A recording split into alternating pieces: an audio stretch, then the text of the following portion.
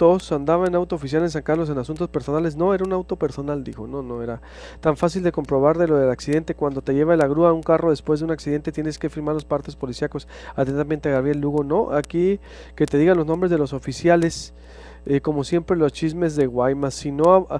Dice, y la firma de la aseguranza, la firma de la grúa y la firma de infracción del director. Si no abandonó, debe tener sus papeles firmados. Está muy extraño, en verdad, todo, porque él dice, si dice que estaba él platicando y todo lo que describe, porque el Barte dice lo contrario.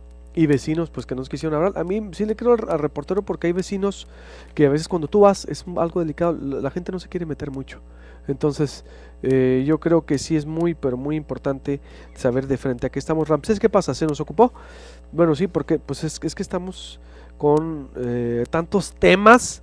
Pues me voy con la mesa de análisis. Entonces, Mariana Carrera, buenos días. Muy buenos días, Buenos Luis días, Alberto. Enrique Zavala. ¿Por dónde empezar? Qué bárbaro, pues, ¿no? Es una mañana muy movida de lunes, realmente, empezando por el Panama Papers y luego la cuestión del joven del Instituto Hermosillense de la Juventud, el tema de los joven golpeado por policías municipales. Yo creo que nos estamos enfrentando a problemas muy complejos que no son fáciles de analizar, que la ciudadanía, las organizaciones de la sociedad que están trabajando el tema de todos estos temas sociales, tenemos que comprometernos muchísimo más para saber por dónde entrarle, porque efectivamente, bueno, hay un parte policíaco. Yo en principio me iría por el parte policíaco.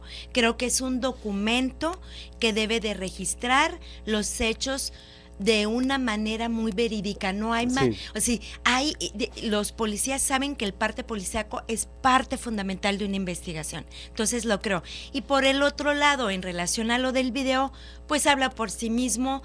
Y lo que me parece aquí interesante, y yo subrayaría el hecho de que le llega al comandante Ramsés Arce, y es la misma policía municipal quien lo presenta a la Comisión Estatal de Derechos Humanos, y eso me parece un rasgo muy interesante, a diferencia de lo otro que te lo guardas y tratas de ocultarlo.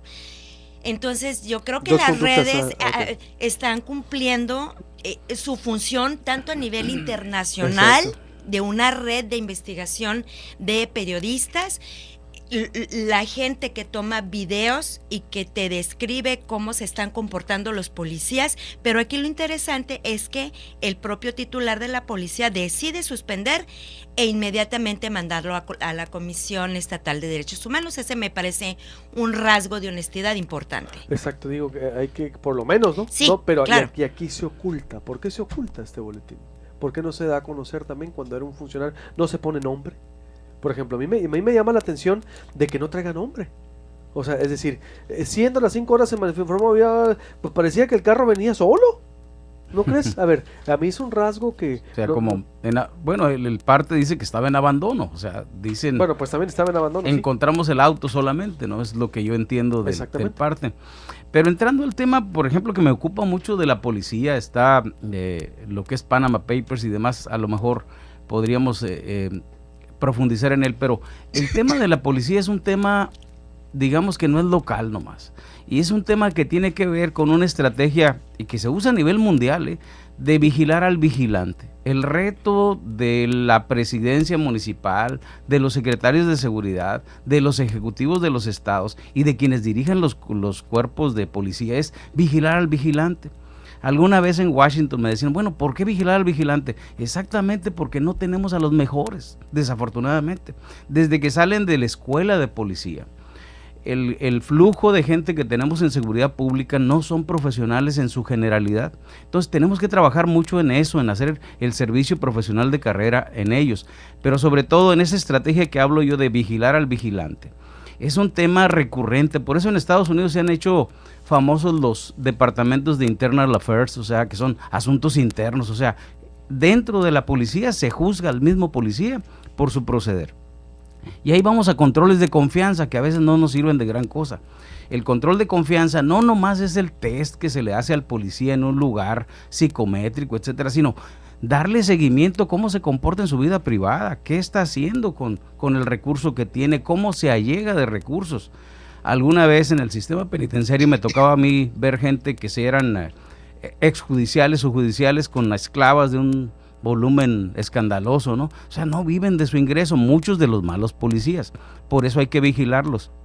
Ahorita que sale ese escándalo con Hermosillo, y qué bueno que el mismo director de la policía lo pone a disposición, ¿no? Porque eso es el reto más grande que tiene cualquier autoridad, vigilar al vigilante. En este caso, vigilar al policía, vigilar a quienes nos deberían de cuidar, ¿no? Y ya vimos en el video que es extremo, ¿no? Es una situación clara y demás. A lo que yo voy, ¿cómo se hace en otras partes? Se hace en muchos de los casos con tecnología. Ya todos tenemos un teléfono, pero aparte, por ejemplo, en las mismas policías, en las patrullas, tenemos esquemas de GPS, de posicionamiento satelital, que podemos tener una trazabilidad. ¿Qué es trazabilidad? Saber qué hace la patrulla durante las 24 horas, dónde se para, qué hace, etcétera. Podemos tener cámaras en las mismas patrullas. En Estados Unidos es la evidencia más grande en contra del mismo policía, la grabación que hace el mismo vehículo de la policía. Desafortunadamente acá en nuestro medio, a veces me ha tocado a mí en la empresa instalar equipos de ese tipo, y es el mismo policía el que se los quita porque no quiere que lo vigiles, pues. Entonces, esa estrategia, otra vez, hay que hacerla exitosa, de vigilar a ese vigilante, y estoy hablando del mal policía, no estoy hablando del policía, que hay muchos buenos, y hay que hablar por ellos también, pero ese prietito en el arroz es el que hace el escándalo y es el que nos lleva a evidenciar este tipo de problemas en la sociedad, ¿no? Pero ya con lo de Tony Tambor, el estado de ebriedad, es decir, ¿qué tiene que pasar con la policía entonces? Mira, sí, ese esquema que se me hace muy bueno, pero ¿no urge una limpia? Uno de los temas que estuvimos platicando, te comentaba en el corte en la Ciudad de México ahora, justamente también fue el tema de los policías, porque es algo que preocupa a nivel nacional, estatal, local, como quiera que la veas.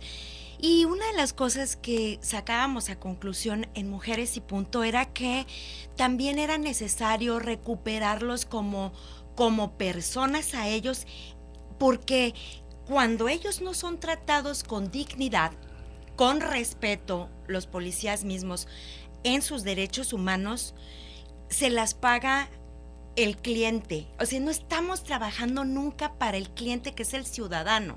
Estamos siempre trabajando para el jefe. Pero si el jefe no te trata bien, no te tiene consideraciones, ¿por qué habría de tener un policía consideraciones con el individuo? Los policías hoy por hoy lo que tienen que hacer es: te cuido, te protejo. No soy la persona que viene a reprimirte, soy la persona que te viene a brindar ayuda, aún seas cholo, aún hayas robado, aún andes en estado de ebriedad. Mi primera función es darte protección. ¿Por qué?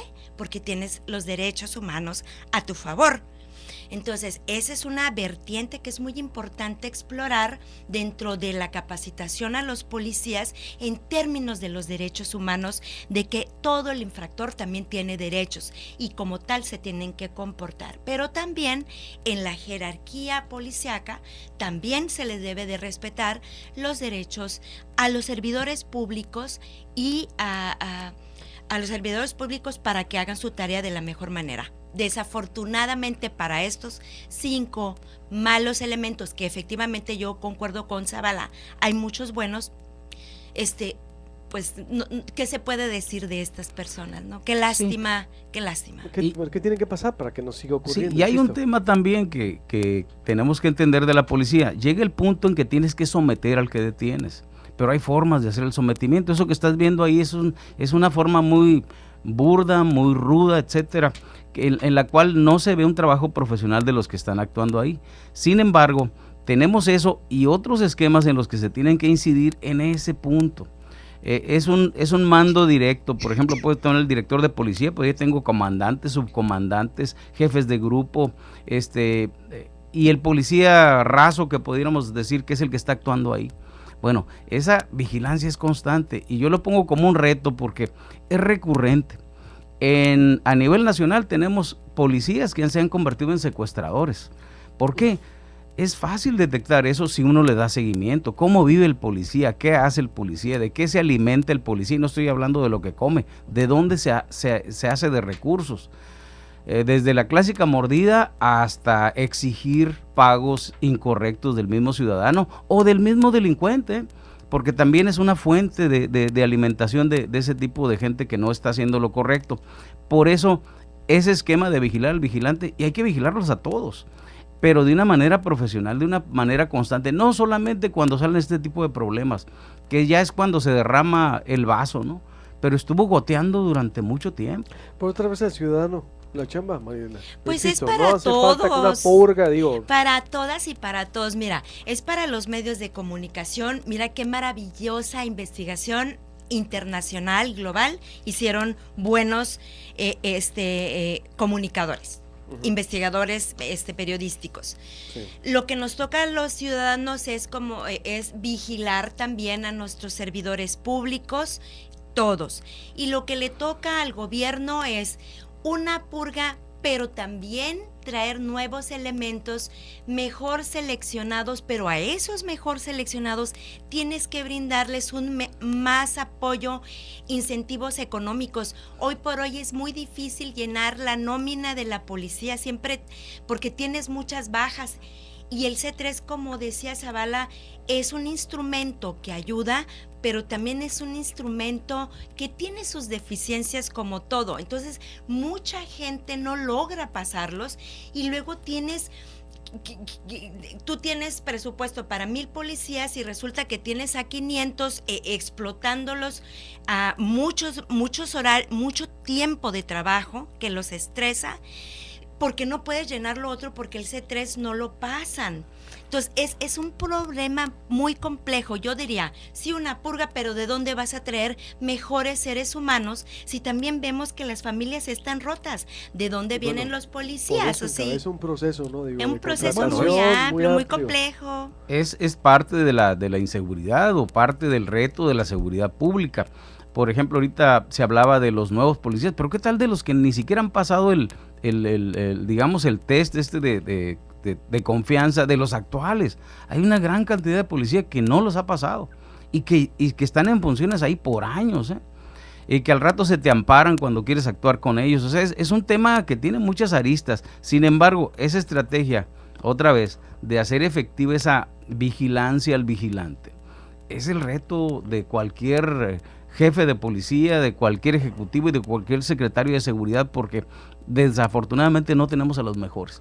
Muy bien, les agradezco mucho, Enrique, gracias, Mariela. Al contrario, muy buenos días. El director de Seguridad o de Derechos Humanos, y hay otro comunicado del Ayuntamiento respecto al caso Rogel. En 4 claras hay solo 68 calorías. Además de ser deliciosas, son una buena opción para el desayuno, porque provoca sensación de saciedad y te dan la energía